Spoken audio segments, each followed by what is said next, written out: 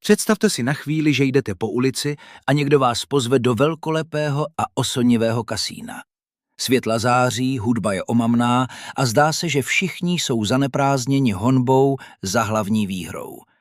Než však projdete skleněnými dveřmi, vysvětlí vám, že toto kasíno funguje podle 3 nezlomných matematických pravidel.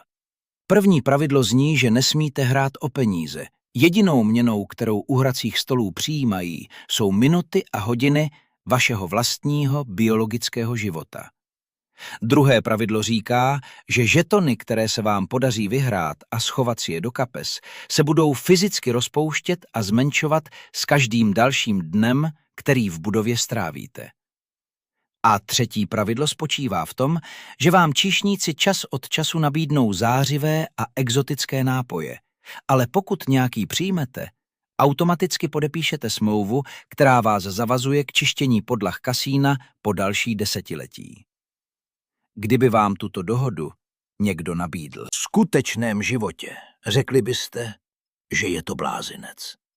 Otočili byste se na podpatku a utíkali jako o život.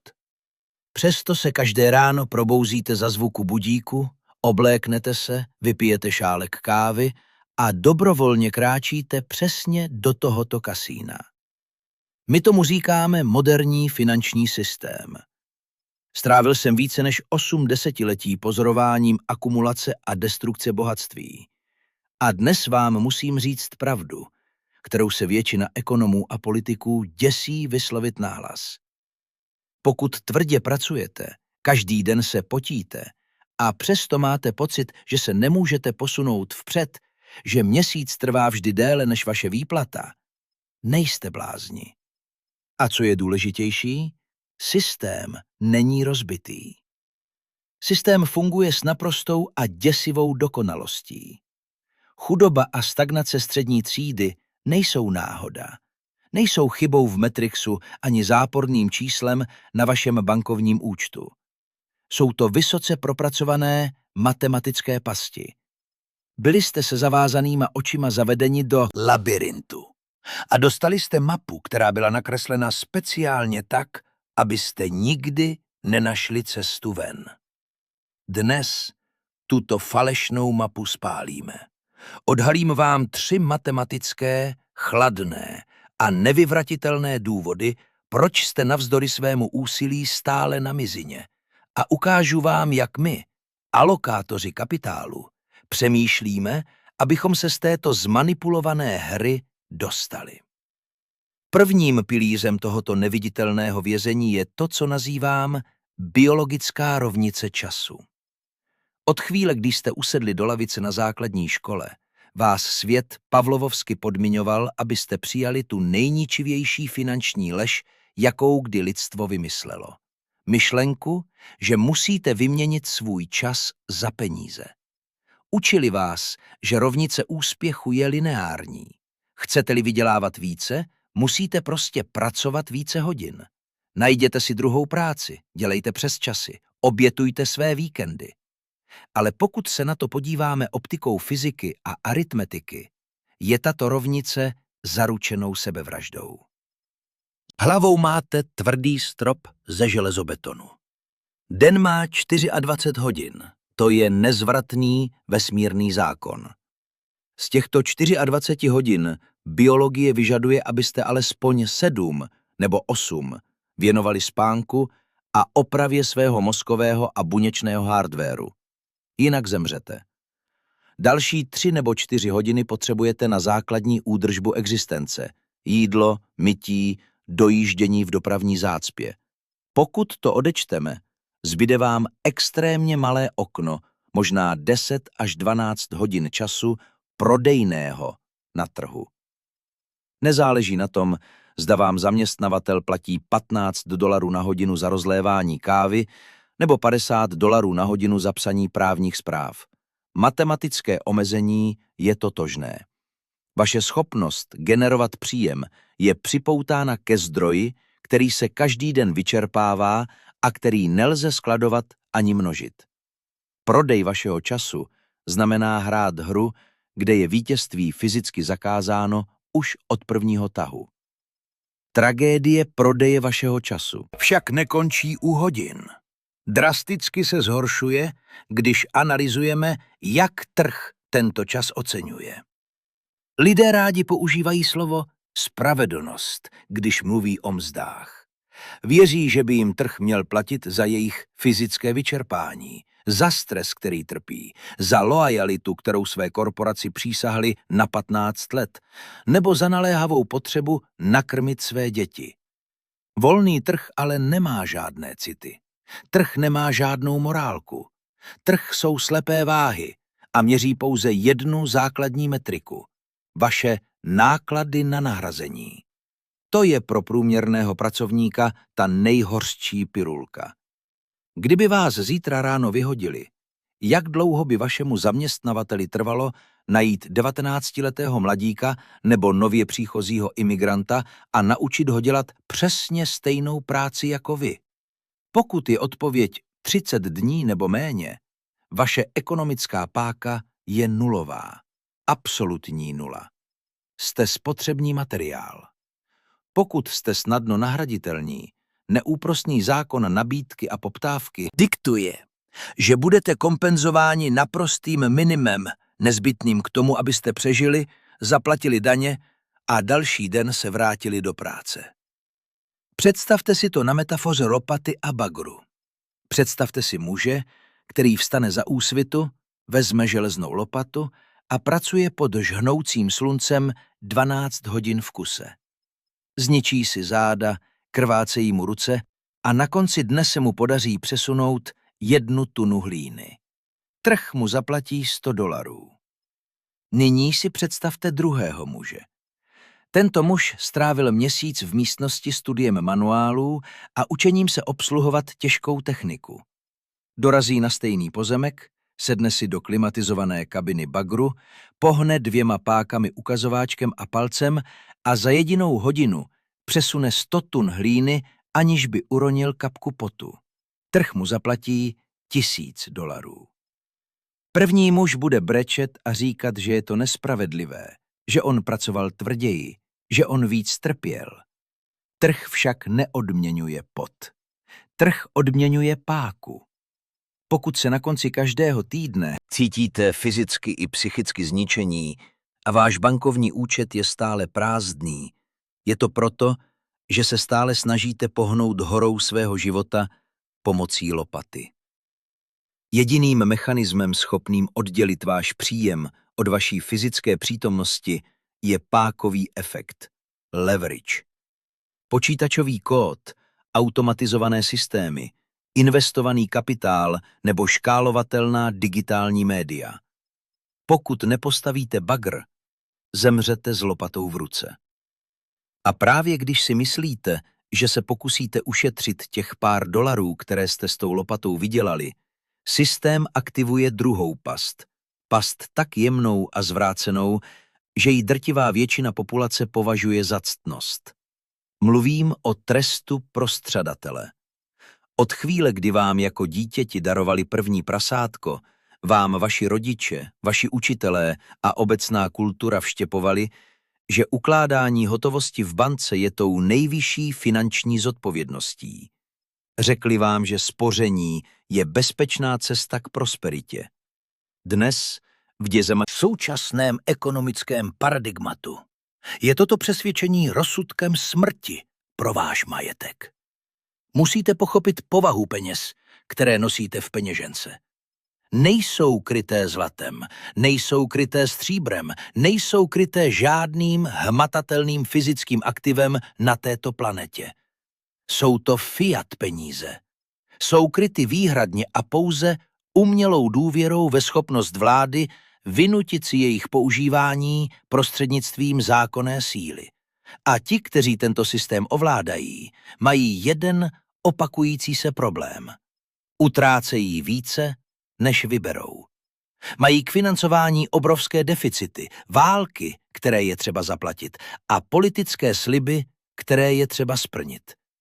Kdyby vám vláda zaklepala na dveře a řekla, že od zítřka vám zvýší přímé daně o 10%, aby splatila své dluhy, vypukly by v ulicích nepokoje a revoluce. Politici by přišli o svá místa. Proto volí tichou krádež. Používají neviditelnou daň v podobě inflace. Centrální banka stiskne tlačítko na klávesnici a vytvoří z absolutní nicoty biliony nových dolarů. Existuje však jeden základní ekonomický zákon, neotřesitelný od dob Římské říše. Vytvoření nové měny nevytváří nové bohatství. Je fyzicky nemožné vytisknout prosperitu. Jediné, co tisk peněz dělá, je, že ředí. Jako když ředíte dobré víno vodou, kupní sílu každého dolaru, který již v systému existuje.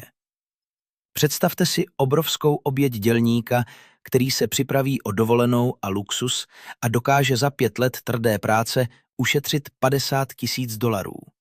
Rozhodne se být zodpovědný a uloží tyto peníze na spořící účet a nechá je tam dalších 10 let nedotčené. Zatímco spí, průměrná reálná inflace požírá tyto peníze tempem 5 až 7% ročně. O 10 let později se přihlásí ke svému bankovnímu účtu a s úlevou si oddechne, když vidí, že číslo na obrazovce stále ukazuje 50 000. Když ale vyjde do skutečného světa, aby se pokusil koupit dům, zaplatit za vzdělání nebo nakoupit potraviny, s hrůzou zjistí, že za těch 50 000 dolarů koupí přesně polovic toho, co by koupili v době, kdy je uložil. Nikdo mu nepronikl na účet v kukle. Nikdo banku nehacknul. Byla to krádež spáchaná za bílého dne, naprosto legálně, zinscenovaná měnovou politikou státu. Fiat peníze jsou jako kostka ledu, která vám pomalu taje v rukou, zatímco stojíte ve vytopené místnosti. Pokud ji budete pouze držet, dříve nebo později vám zbudou jen mokré ruce. To je důvod, proč skuteční alokátoři kapitálu, staré rodiny a institucionální investoři nikdy nehromadí velké množství hotovosti. Papírové peníze pro nás nejsou uchovatelem hodnoty. Jsou pouze dočasným prostředkem směny. Je to přepravní nástroj. V okamžiku, kdy obdržíme značnou částku likvidity, ji téměř s naléhavostí nasadíme. Přeměníme ji na věci, které vláda nemůže vytisknout. Transformujeme ji na komerční nemovitosti, na produktivní zemědělskou půdu, na vzácné suroviny, na podíly v ziskových podnicích, které mají moc určovat ceny. Hledáme azyl v tvrdých aktivech. Zde leží ten nejkrutější paradox inflace. Ničí a drtí dělnickou třídu a tradiční střadatele, protože zdražuje náklady na každodenní přežití. Ale bohaté nutí otevírat lahve šampaňského. Protože zatímco se papírové peníze znehodnocují, nominální hodnota tvrdých aktiv, která bohatí vlastní, exploduje směrem vzhůru. Pokud vlastníte půdu, pokud vlastníte budovy, pokud vlastníte energetické společnosti, inflační systém funguje jako proudový motor, který násobí vaše čisté jmění. Hromadění hotovosti dnes znamená dobrovolně si vybrat roli oběti tohoto gigantického schématu přesunu bohatství. Lidská tragédie však není úplná jen vyčerpáním z lineární práce a ředěním úspor. Když jedinec střední třídy začne tuto past tušit, když vidí, že se mu dům jeho snů stále více vzdaluje a že skutečné bohatství se zdá být nedosažitelným mýtem, upadne do stavu tiché paniky. Jeho ego se cítí ohroženo zdánlivým neúspěchem. A přesně v tomto stavu psychické zranitelnosti a emočního vyčerpání vrhá korporátní a finanční systém svou nejsmrtelnější a nejsvůdnější síť. Nabídnou vám jedovatou alternativu. Když už nemůžete být bohatí, můžete si alespoň zaplatit za to, abyste tak vypadali. Dostáváme se do domény daně z ega. Dostali jsme se na práh třetí pasti. Do propasti, kde drtivá většina střední třídy pohřbívá své poslední naděje na svobodu. Když si tvrdě pracující jednotlivec uvědomí, že jeho lineární čas k vybudování jmění nestačí, a když vnímá, že inflace potichu rozpouští jeho úspory v bance, Jeho mozek přejde do stavu paniky a zoufalství. Skutečné bohatství, to, které vám umožní být absolutním pánem svého osudu, se začíná jevit jako nedosažitelný mýtus, soukromý klub, jehož dveře jsou zamčené na klíč. A právě v tomto okamžiku psychické zranitelnosti a emočního vyčerpání vrhá korporátní a finanční systém svou nejsmrtelnější a nejpřitažlivější síť. Nabízejí vám jedovatou alternativu. Když nemůžete být bohatí, můžete si alespoň zaplatit za to, že tak vypadáte. Tento zničující fenomén nazývám daň z ega, the ego tax.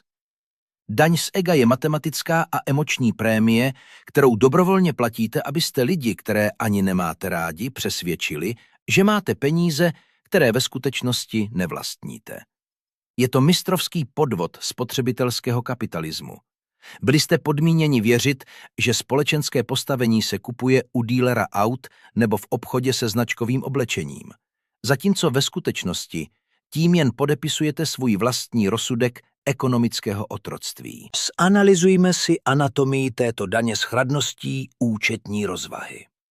Představte si mladého dělníka, který vydělává $40 000 ročně.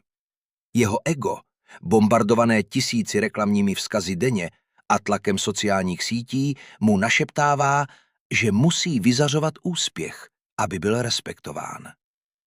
Kráčí tedy do autosalonu a podepisuje smlouvu o financování luxusního vozidla za $50 000 na 60 měsíců s 8% úrokem. Ve své mysli zvítězil. V matematické realitě právě spáchal finanční sebevraždu. V naprosto stejné milisekundě, kdy se kola tohoto nového auta dotknou asfaltu ulice, ztrácí vozidlo 20% své hodnoty. $10 000 skutečného bohatství se vypařilo do vzduchu pouhým vyjetím z parkoviště. Ale tragédie teprve začíná. Tento mladý muž je nyní připoután k obrovské měsíční splátce. Platí úroky z aktiva, jehož hodnota se zrychleně snižuje. Stal se dobrovolným otrokem banky. Každé ráno, když mu zazvoní budík, nevstává z postele, aby šel do práce a budoval vlastní impérium. Vstává, aby šel do práce, kterou možná nenávidí, výhradně a pouze proto, aby mohl platit úroky bance, která financovala jeho iluzi statusu. A daň z ega nekončí u aut. Projevuje se ve smartphonu za $1200 financovaném na 24 měsíců.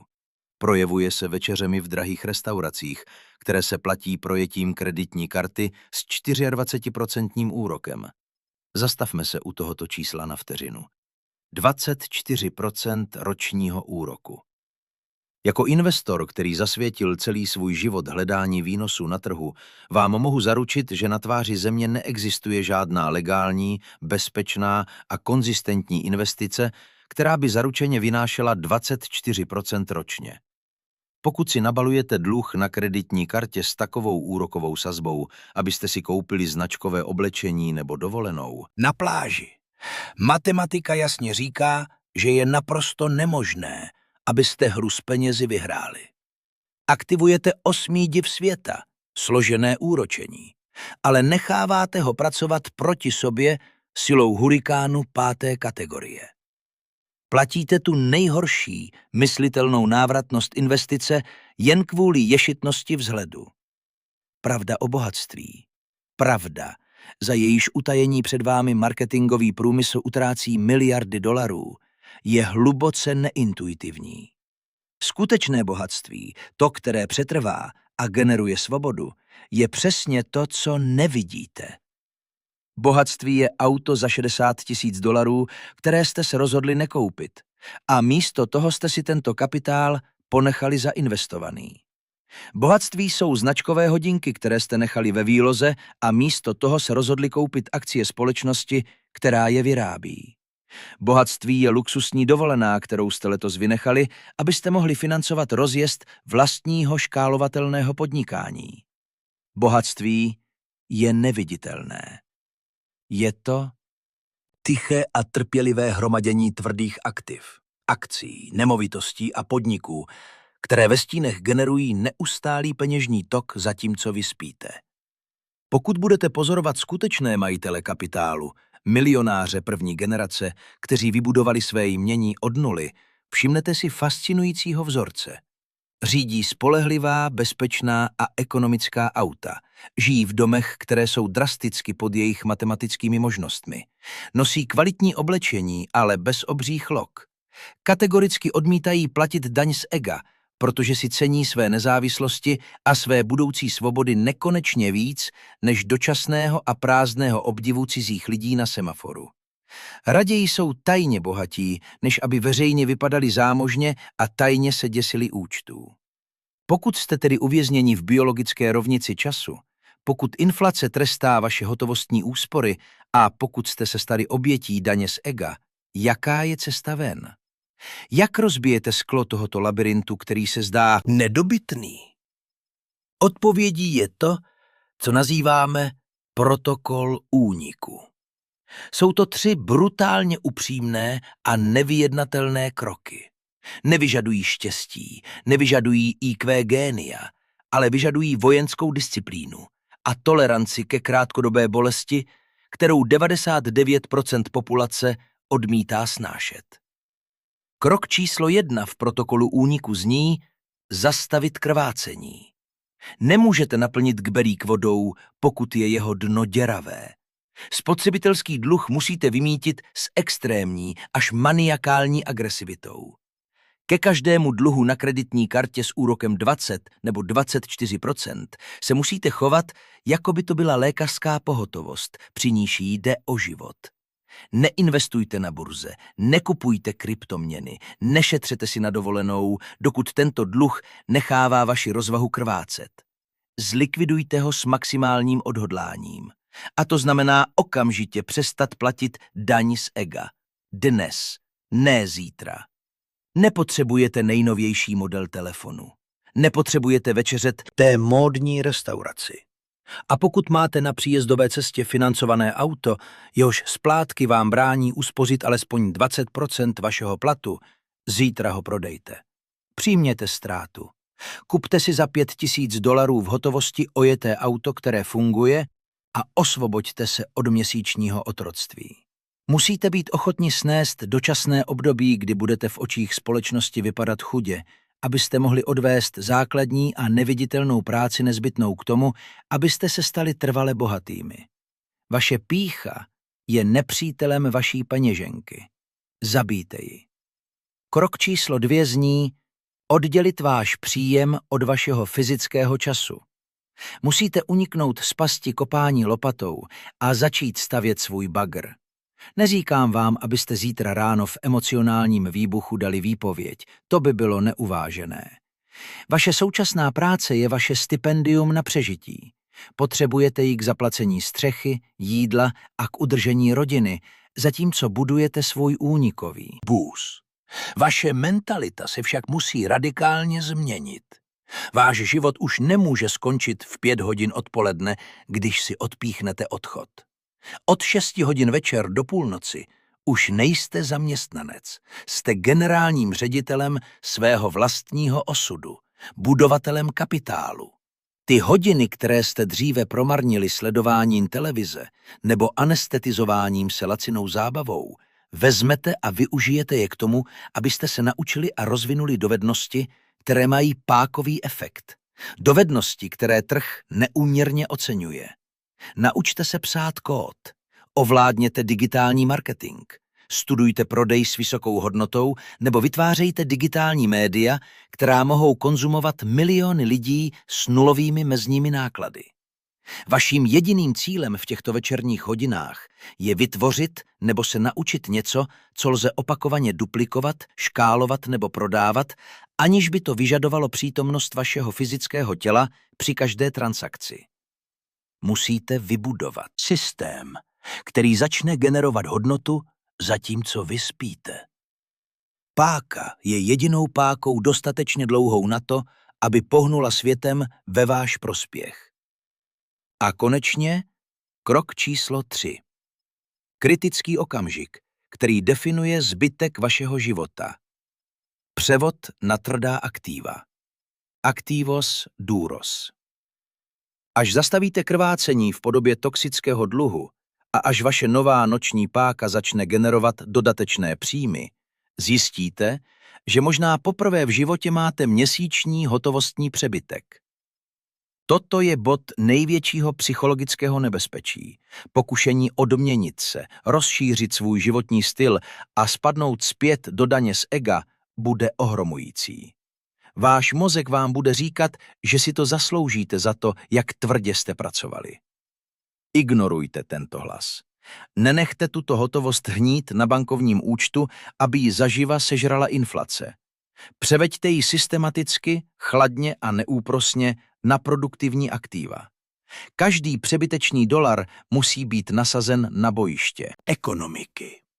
Nakupujte široké tržní indexové fondy, které z vás udělají majitele 500 nejlepších společností v zemi, kde miliony zaměstnanců každé ráno vstanou, aby šli do práce.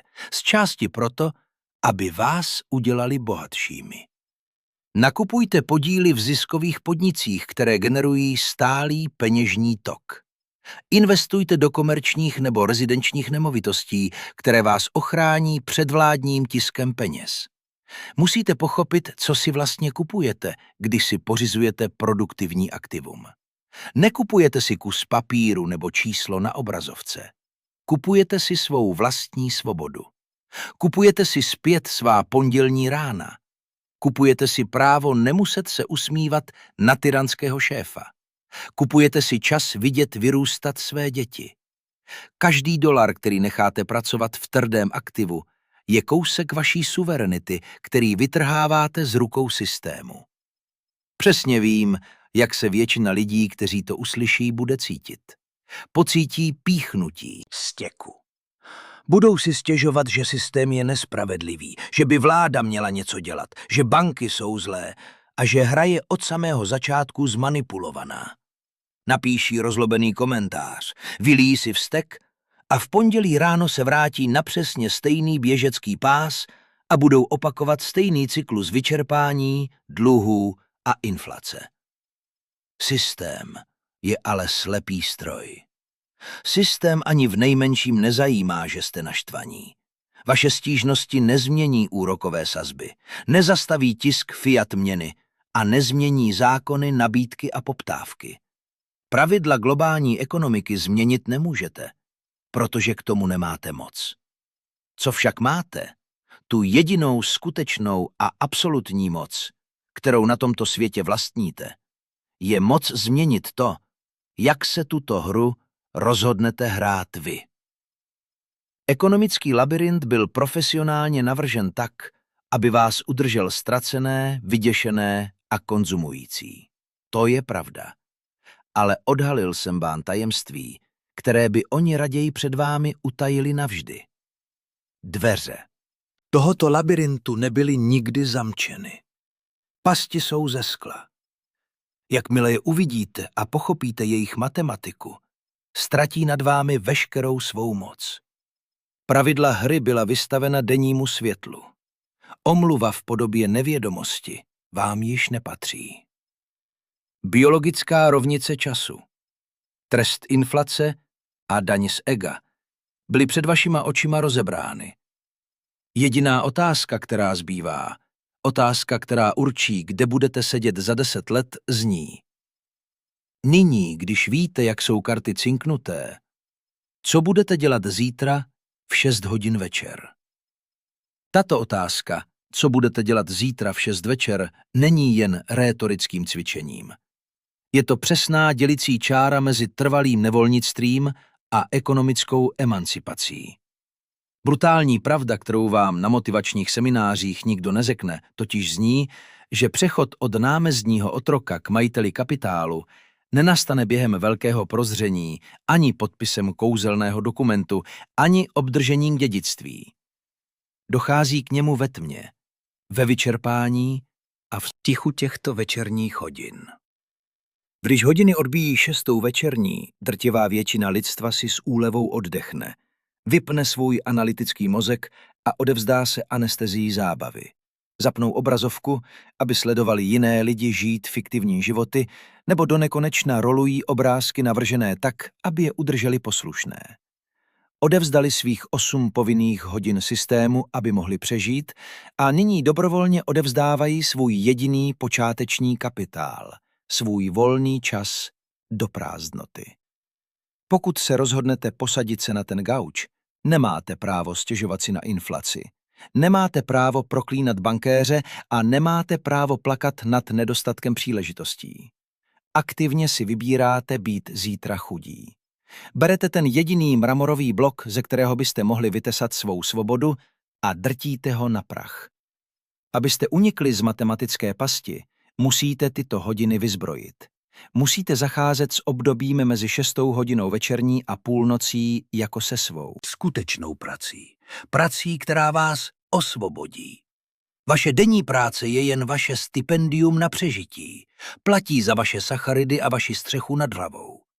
Ale vaše večerní práce, ta, kterou děláte pro sebe, je tou, která vybuduje vaše impérium. Během těchto hodin musíte získat dovednosti, které mají obrovský pákový efekt. Naučte se psát kód, ovládněte psychologii prodeje, porozumějte analýze dat, nebo vybudujte digitální distribuční systémy. Snažíte se postavit mentální bagr, který vám umožní odložit lopatu navždy. Tady vás ale musím varovat před psychologickou propastí, která pohltí 99% těch, kteří se o tuto cestu pokusí. Nazývám to údolí deziluze. Váš mozek byl vycvičen lineárním zaměstnáním. Pracujete hodinu, dostanete zaplaceno za hodinu. Je to okamžité uspokojení. Když ale v těch večerních hodinách začnete budovat svou vlastní páku, matematika se změní na exponenciální model. Budete pracovat 100, 200, 500 hodin ve tmě, učit se nějaké dovednosti nebo budovat systém a vaše finanční odměna bude přesně $0. Měsíce to bude vypadat, že selháváte. Váš bankovní účet se ani nepohne. Únava se vám bude hromadit v kostech. Vaše mysl, závislá na lineární odměně, na vás bude křičet, abyste přestali, že je to podvod, že byste měli odpočívat jako všichni ostatní. Právě v této propasti se dělnická třída vzdává a vrací se do bezpečí lopaty. Vzdávají to v 89. den, těsně předtím, než exponenciální křivka začne stoupat kolmo vzhůru. Musíte pochopit, že bohatství vyžaduje víru v aritmetiku. Musíte pracovat s vědomím, že akumulujete potenciální energii, jako někdo, kdo milimetr po milimetru napíná tětivu luku. Když konečně získáte dovednost, když váš systém nakonec začne fungovat a vám se podaří získat prvního klienta nebo uskutečnit první prodej ve velkém, tětiva se uvolní. Najednou dokážete za 3 hodiny vygenerovat to, co vás dříve stálo měsíc potu v tradičním zaměstnání. Překročili jste Rubikon. Oddělili jste svůj příjem od svého fyzického času. Abyste se tam ale dostali, musíte mít mnišskou disciplínu a snést poušť neviditelných výsledků. Jak budete procházet touto pouští, budete čelit druhému nepříteli, mnohem zákeřnějšímu, protože má tvář lidí, které milujete.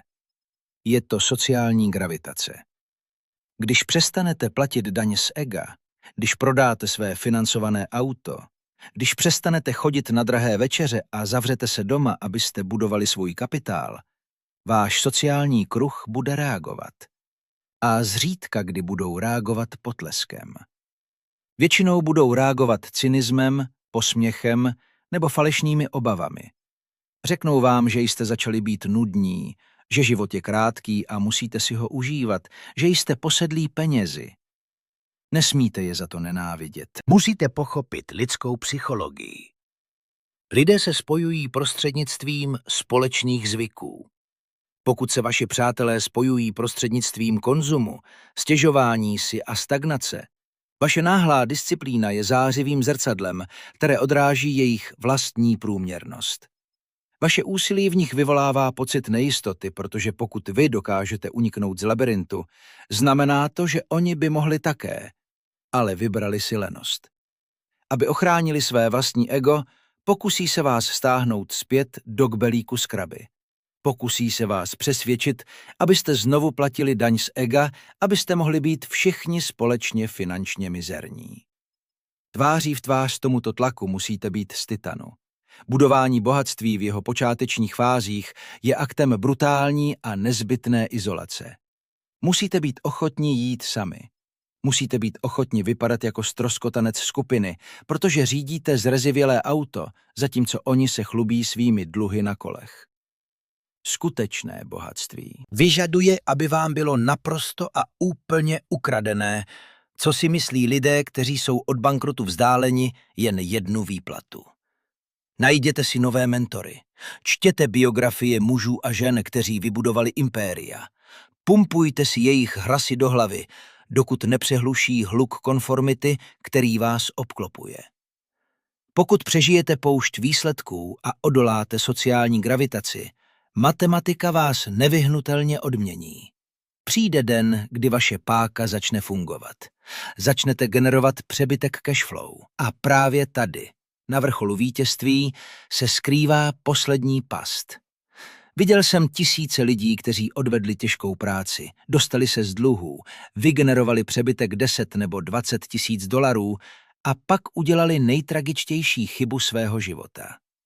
Podívají se na ty peníze na svém účtu, jejich ego se nafoukne pýchou, cítí, že si za tolik utrpení zaslouží odměnu a běží do autosalonu nebo do luxusního obchodu koupit si status, který si předtím odpírali.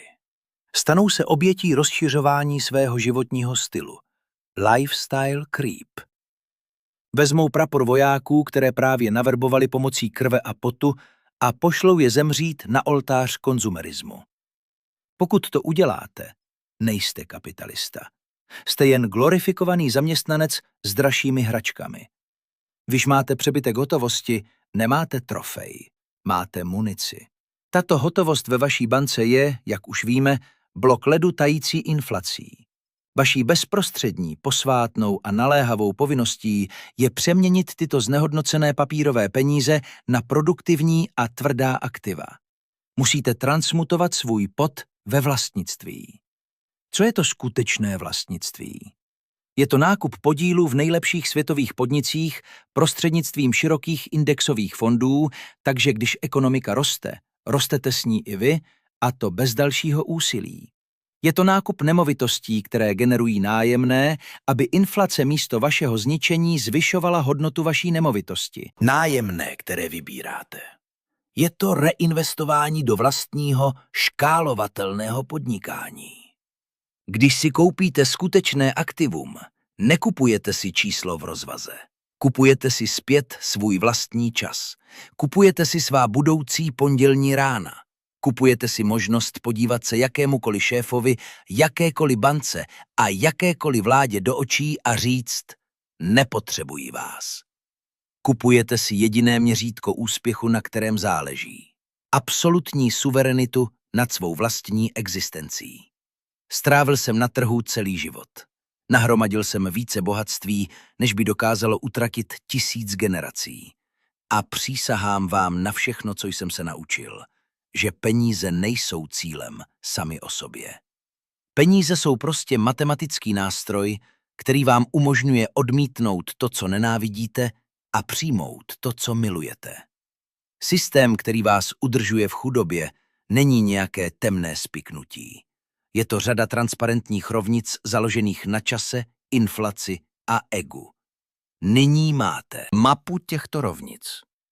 Nyní víte, že prodávat čas znamená kopat lopatou, že hromadit papír znamená zemřít žízní a že platit za status znamená budovat si svou vlastní klec. Labyrint je tady a zítra ráno do něj s radostí a nevědomostí vstoupí miliony lidí, aby je tahle mašinérie sežrala. Vy už ale tuto výmluvu nemáte. Viděli jste ozubená kola. Rozumíte fyzice chudoby a chemii bohatství.